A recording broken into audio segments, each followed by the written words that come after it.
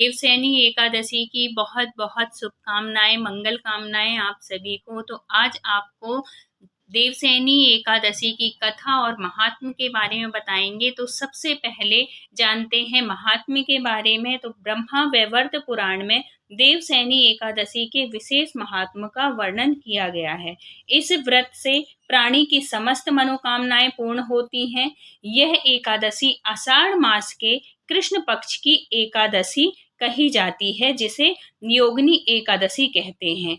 एकादशी को ही देवसैनी इसी एकादशी को ही देवसैनी एकादशी भी कहा जाता है। इसी एकादशी से चतुर्मास का प्रारंभ माना जाता है। इस अवधि में कोई भी शुभ कार्य जैसे विवाह, उपनयन, गृह प्रवेश, ये सब चीज नहीं होते हैं। मान्यता है कि इस दिन भगवान श्री हरि विष्णु क्षीर सागर में योग निद्रा में 4 महीने के लिए चले जाते हैं। उस दिन को देव उत्थानी एकादशी कहा जाता है। जब 4 महीने के बाद भगवान की वापसी होती है, निद्रा खुलती है, तो उसे देव उत्थानी एकादशी कहते हैं। इस बीच के अंतराल को ही चतुर्मास कहा जाता है। देवसैनी एकादशी को देवसैनी महा एकादशी, थोली एकादशी, हरिदेव सैनी, पद्मनाभा सैनी तथा प्रबोधिनी एकादशी भी कहा जाता है। इस नाम से भी इस एकादशी को जाना जाता है। तो अब आप देवसैनी एकादशी व्रत कथा श्रवण करिए। तो धर्मराज युधिष्ठिर ने केशव से श्री कृष्ण से कहा कि आषाढ़ शुक्ल एकादशी का क्या नाम है, इस व्रत के करने की विधि क्या है और किस देवता का पूजन किया जाता है। श्री कृष्ण कहने लगे कि हे युधिष्ठिर, जिस कथा को ब्रह्मा जी ने नारद जी से कहा था वही मैं तुमसे कहता हूँ। एक बार देवऋषि नारद जी ने ब्रह्मा जी से इस एकादशी के विषय में जानने की उत्सुकता प्रकट की। तब ब्रह्मा जी ने उन्हें बताया, सतयुग में मांधाता नामक एक चक्रवर्ती सम्राट राज करते थे। उनके राज्य में प्रजा बहुत सुखी थी, किंतु भविष्य में क्या हो जाए यह कोई नहीं जानता। अतः वे भी इस बात से अनभिज्ञ थे कि उनके राज्य में शीघ्र ही भयंकर अकाल पड़ने वाला है। उनके राज्य में पूरे 3 वर्ष तक वर्षा न होने के कारण भयंकर अकाल पड़ा, क्योंकि खेती फसल कुछ हुई नहीं तो अकाल पड़ गया। इस अकाल के से चारों ओर त्राही त्राही मच गई। धर्म पक्ष के यज्ञ, हवन, पिंडदान, कथा, व्रत आदि में कमी हो गई।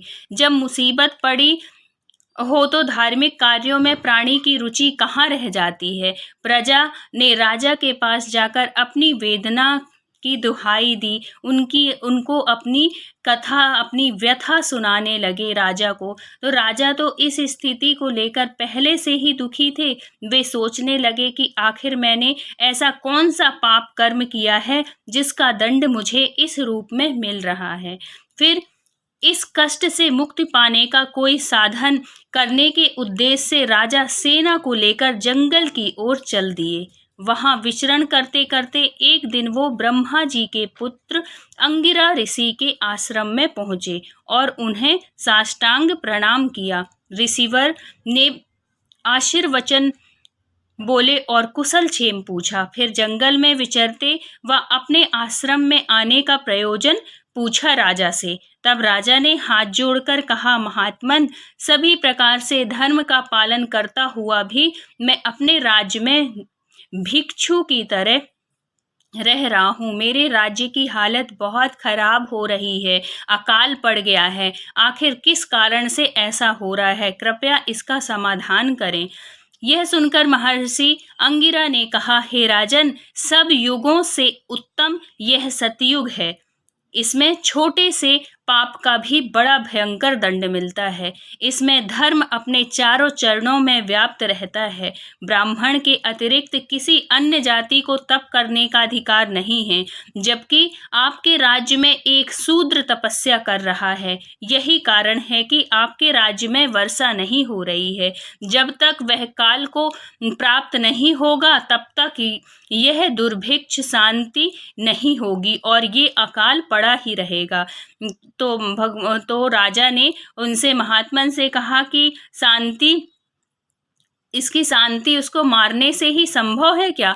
किंतु राजा का हृदय एक निरपराध शूद्र तपस्वी का समन करने को तैयार नहीं था, उसको मारने को वो तैयार नहीं हुए। उन्होंने कहा, हे देव, मैं उस निरपराध को मार दूं, यह बात मेरा मन स्वीकार नहीं कर रहा है, कृपा करके आप कोई और उपाय बताएं। महर्षि अंगिरा ने बताया, आषाढ़ माह के शुक्ल पक्ष की एकादशी का व्रत करें, इस व्रत के प्रभाव से अवश्य ही वर्षा होगी।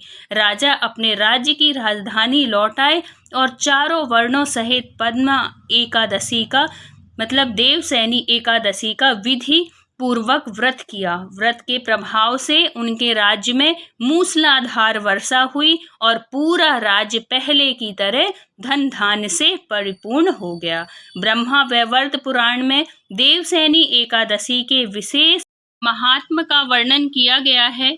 इस व्रत से प्राणी की समस्त मनोकामनाएं पूर्ण होती हैं। तो बोलिए श्री लक्ष्मी नारायण भगवान की जय। भगवान आप सभी का कल्याण करें और आप सबकी मनोकामनाएं पूर्ण हो। और वीडियो अच्छा लगा हो तो please like share and subscribe करिएगा। मिलते हैं किसी नेक्स्ट वीडियो में। जब तक अपना ध्यान रखिए, अपनों का ध्यान रखिए। Thank you so much full watch करने के लिए।